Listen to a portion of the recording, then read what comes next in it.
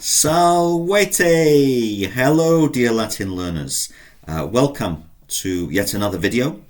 This is Latin with Stephen, and in today's video we shall continue our study of the imperfect tense, that tense which is used in the past to refer to an ongoing action or a habitual action. This is the third video on this tense, so if you haven't seen the other two, I recommend you go back to lesson 5.1 perhaps, where I explain it properly, what the tense means, and we start with first conjugation verbs. Today we're going to look at third conjugation verbs and how they work in the imperfect tense. Let us take a third conjugation verb. How many can you think of off the top of your head? Maybe the verb to write is scribere. Scribere. They all end in ere in the infinitive. Present tense would be scribo, scribis, scribit, etc. What's going to happen in the imperfect? Well, the good news is, if you've watched the last video on the second conjugation verbs, the good news is that third conjugation verbs in this particular tense work in exactly the same way, which is to say we'll have a bam, a bas, a bat. They keep that e in the middle, as is consistent with them being ere verbs. The vowel is in the infinitive form there. So with scribere, remove the ere from the infinitive, we get the stem scrib, scrib. Okay. Then we had for I a bam, so scribe bam, scribe bas, scribe bat. Let's just try that again. Scribe bam, I was writing. Scribe bas, you were writing. Scribe bat, he, she, it was writing. Scribe bamos, we. Scribe batis, you. Scribe bant, they. Let's do this one more time. So we've said before, it's all about the bam, bas, bat. This one perhaps sounds a little funny. It's just because there's already a B in the verb, isn't there? Scrib, scribere. That B obviously has to stay because it's intrinsic to the verb, and we get another one with the bam, bas, bat ending. Scribe bam, scribe bas, scribe bat. Scribe bamos, scribe batis, scribe bant. Let's take the verb to lead. You must remember that one begins with a D. Bit like the Duke. Ducere. Well done if you got it. Ducere. Again, it ends in ere in the infinitive. We're going to use that E. Take off the ere. Keep the stem. Duc. Duce bam, I was leading. Duce bas, duce bat. Duce bamos, duce batis, duce bant. Again, please. Duce bam, duce bas, duce bat. He, she, it was leading. Duce bamos, duce batis, duce bant. Let's take another verb. What about a new one? Let's expand our vocabulary with a new verb. The verb to paint. This is a nice one, and it's quite easy to remember. It is the verb pingere. Pingere. In the present tense, it will be pingo. Pingo, pingis, pingit. In the imperfect, predictably, a bam, a bas, a bat. Pinge bam, I was painting, or remember, it can also mean I used to paint. I had the habit of painting. Pinge bam, pinge bas, pinge bat. Pinge bamos, pinge batis, pinge bant. Again. Pinge bam, pinge bas, pinge bat. He or she was painting. We, pinge bamos, you plural, pinge batis. They, pinge bant. So just the ending. A bam, a bas, a bat. A bamos, a batis, a bant. A bam, a bas, a bat. A bamos, a batis, a bant. Nice and easy, just like the second conjugation verb. So it's a kind of buy one, get one free in this particular situation with this imperfect tense. Hopefully you remember that the first conjugation verbs end arbam, arbas, arbat, retaining the a because they're are in the infinitive. So I have a few sentences in Latin that I'm hoping you can understand and translate into English, and then we'll go the other way around. First one then. Epistulam in tablino scribebam. Epistulam in tablino, that's a place, scribebam.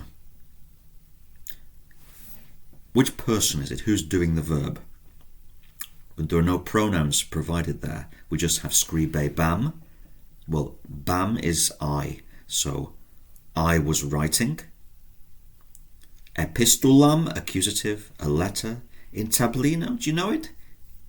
It's in the study. Tablinum, neuter word. In tablino, in the ablative, place where. I was writing a letter in the study. Epistulam, in tablino, scribebam.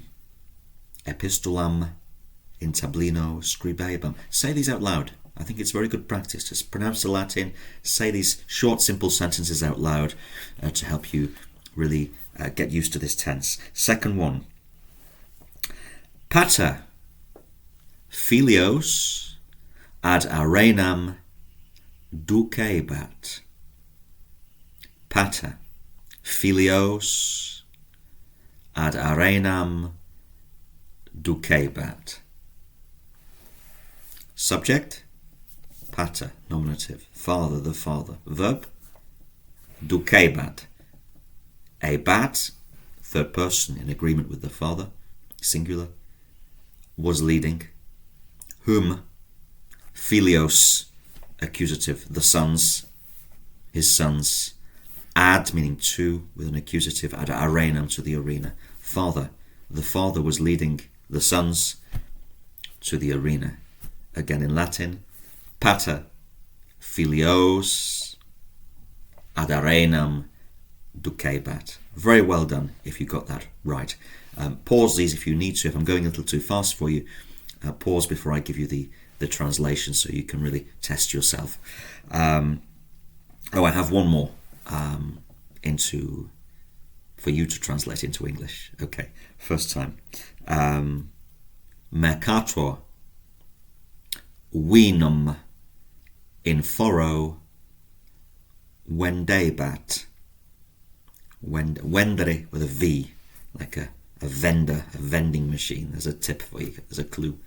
Mercator vinum in foro vendebat. What do you think? Have you got it? The mercator, the merchant. Vendebat, singular, third person verb in agreement with mercator, was selling, or perhaps used to sell, depending on context. What did he sell? Object. Vinum, accusative. It's a neuter noun. It already ends in the dictionary, the nominative form, so nothing happens to it. Can't really change. It's already arrived at what it needed for the accusative anyway, so it stays the same. Was selling, used to sell wine in foro. The nominative is forum, neuter, and it's in plus ablative to express a place where something happens. The merchant was selling, used to sell wine in the forum. Perhaps the best wine or excellent wine. Vinum optimum. Notice the agreement, the two ums. Vinum optimum.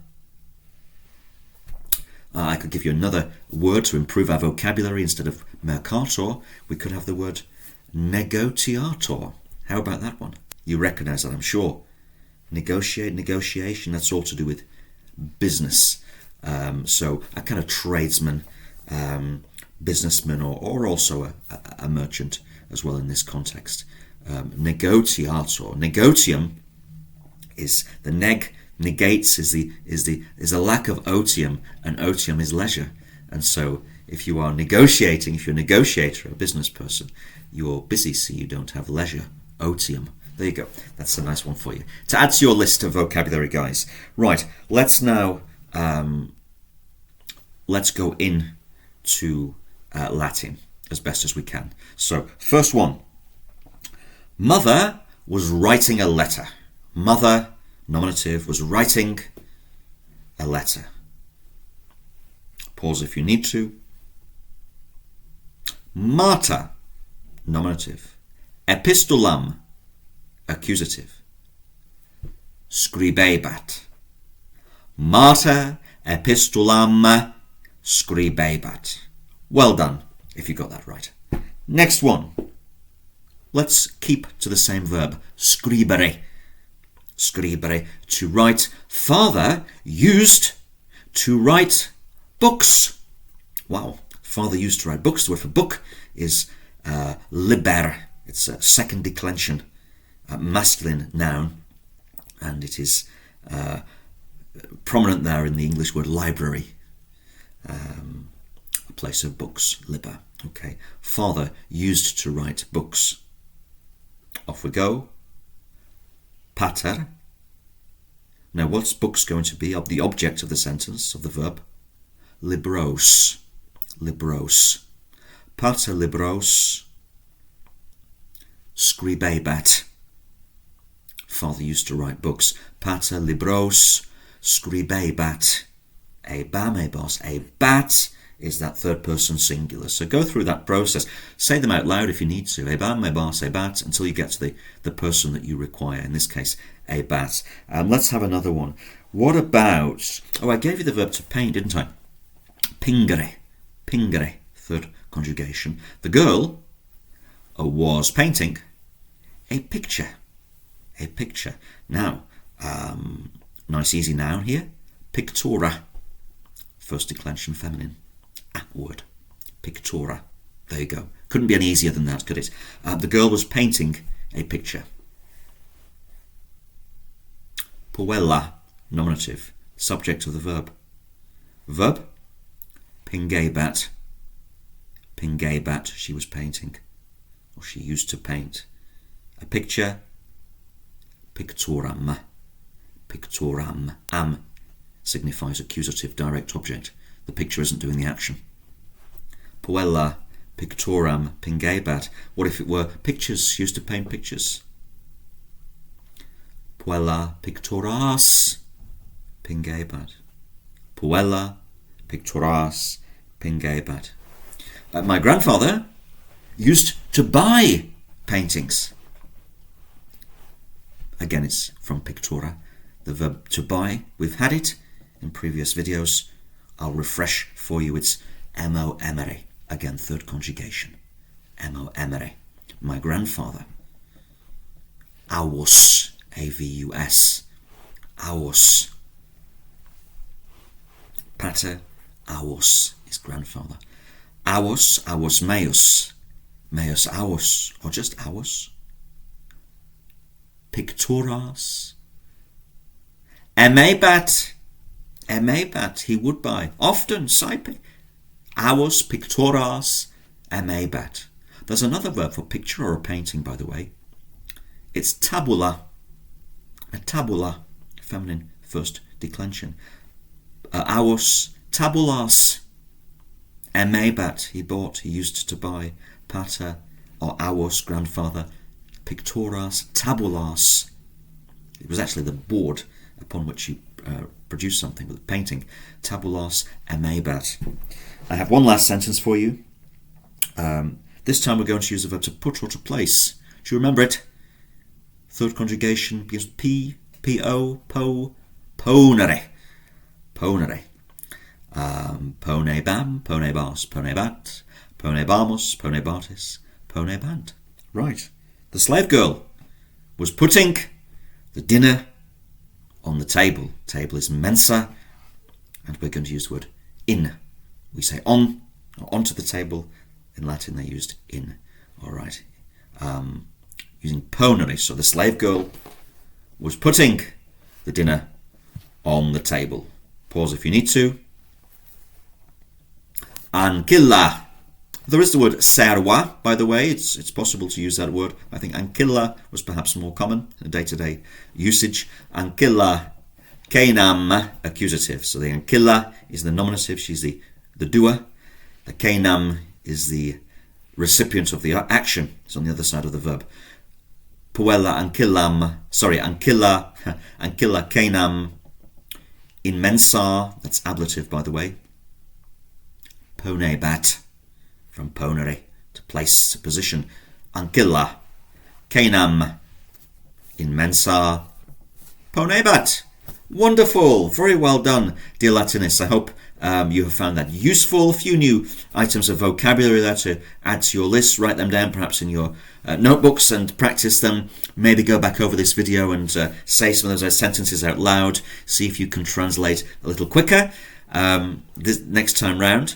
And join me please in the next video where we'll look at the final conjugation, which is the fourth conjugation, and then we'll have a whole set for the imperfect tense. Very well done. Thanks for spending this short time with me, and hope to see you very soon. Gracias, Wobisago Walete.